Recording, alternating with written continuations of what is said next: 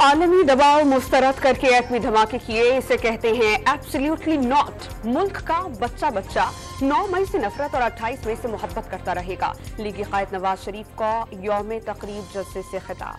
9 मई वाकया से पाकिस्तान का सर शर्म से झुक गया। साइफर से नाम नेहाद हकीकी आज़ादी तक का ड्रामा बेनकाब हो गया। मरियम नवाज का लाहौर में जलसे में धुआंधार खिताब। इमरान खान की मुज़ाकरात की पेशकश मुस्तरद। हुक्मरान इत्तेहाद ने बातचीत खारिज इम्कान करार दे दी कि इस बात के मुज़ाकरात किए जाएं। राना सनाउल्लाह का सवाल, इमरान खान कल जिन्हें चोर और डाकू कहते थे आज उनसे मुज़ाकरात की भीख मांग रहे हैं। शर्जील इनाम मेमन का वार।